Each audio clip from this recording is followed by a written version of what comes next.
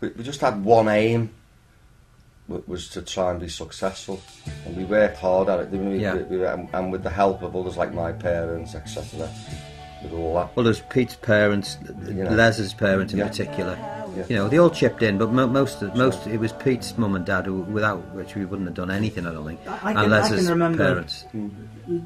Bruce Street, where you lived, the Leay household was Buster or New Attraction Central. That was the whole focus on. That's right. That was the base, really. But it was run with discipline as well. It wasn't a laugh at half the time. I mean, we had fun, but it was, if you stepped down a line, you dreaded going down to your mum's house because you'd just get absolutely, get a strip torn off you for messing about. You didn't play well on stage, or you didn't smile enough, or your shirt wasn't ironed, or if you had a crease. I remember getting told off once because I had these. We used to wear these white costumes just before we became Buster. They were pure white, which looked great in ultraviolet light. And I made the mistake, and this is how nitpicky it could be. When I was standing up, they were great big wide pants. Because I'm only little, the crease had slightly buckled, and the trouble I got into because of that, because it ended up, remember, on the picture, and I said, it's almost like being in the army. It was exactly. Well, funnily enough, Dave Cardus, who was Pete's brother-in-law, he was in the army, and he managed us for a while, So, but it was good fun, and they looked after us well, and I think that's why.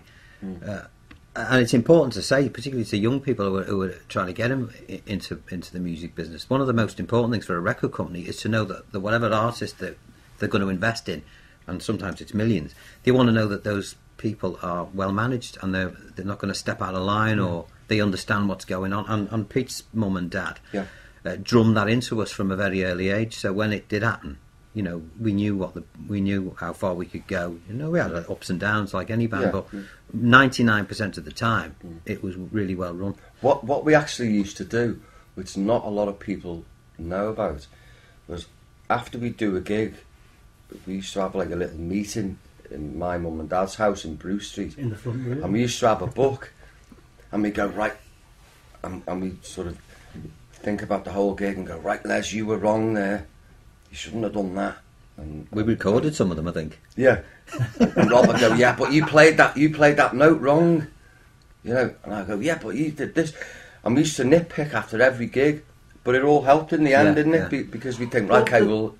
The thing I found after about 18 months moving towards the Buster period, which began, I think, late 75 when you entered a competition to find the band, the production team, which was Ronnie and Steve, who were the songwriters and producers, and Dave Mackay. They wanted a band. Now, between sort of Rob joining in May 1974 and, say, December 75, when all that was happening, I saw an amazing difference in the band. It became tighter, as you said, very much more disciplined. Musically, you improved no end, all of you. And I guess that's obviously why the management and the songwriters saw something in you that they thought, we can work with these guys. Yeah. I mean, how did that come about? The sort of first, how did you first hear about this competition? Because it's not like they just chose you. You had to go up against a few other bands, didn't you? Yeah. Well, a lot of that, if you remember, was to do with Alan Richards. Yeah, Alan ran Stag Records. Well, it's funny how it all connects in because of that EP that we did.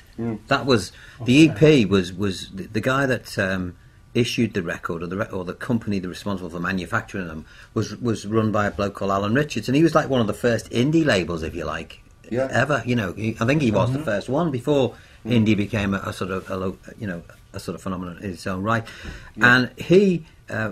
We entered. He suggested that we enter a little Battle of the Bands competition in Liverpool, and which we won.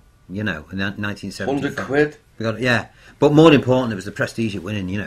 But he noticed us then, and this guy was involved in some way with Ronnie Scott and Steve Wolfe, the main songwriters for Buster, and David Mackay, who was the producer at the time. Dave was producing Cliff, and Ronnie and Steve had many hits in the past. You know, like Steve, for example, did Beg, Steal or Borrow for the New Seekers, and Ronnie did I'm a Tiger for Lulu. Ice in the Sun, Crow. And a couple of things for Crow. So he suggested us to them because he found out that they were looking for a young band to manage and write for, with a view to trying to get a record deal. So he sent us. They came down to see us, and at the time, I think the first time they came down, they felt that our vocals weren't really strong enough, and said, "We'll come back in 6 months' time or something."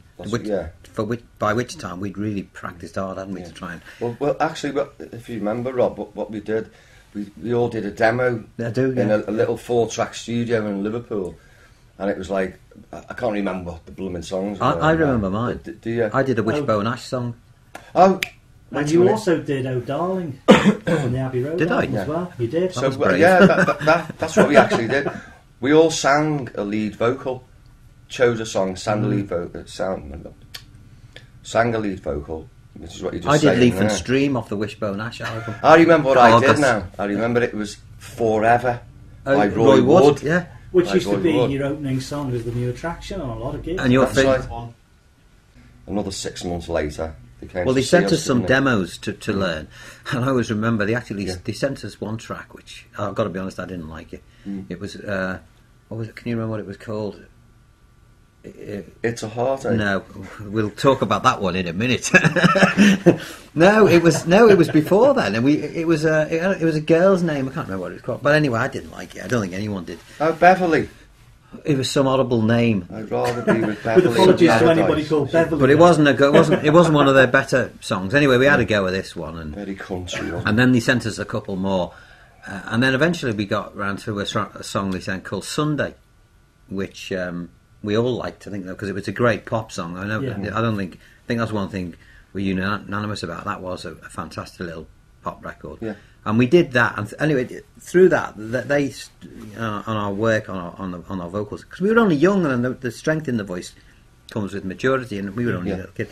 But they came up with Dave Mackay and I think it was Alan Sizer, who was the then A&R man for RCA, now known as Sony BMG. And they came up, and we were actually doing a gig with an English comedian, very well known in the UK, called Ken Dodd, and we were doing it at the Grafton in Liverpool, which was a big nightclub, And they came up to see us, and I always remember that just before I went on stage, I dropped my guitar and it went completely out of tune. and I remember starting off, and I feel fine, and it sounded like, but I thought we'd blown it.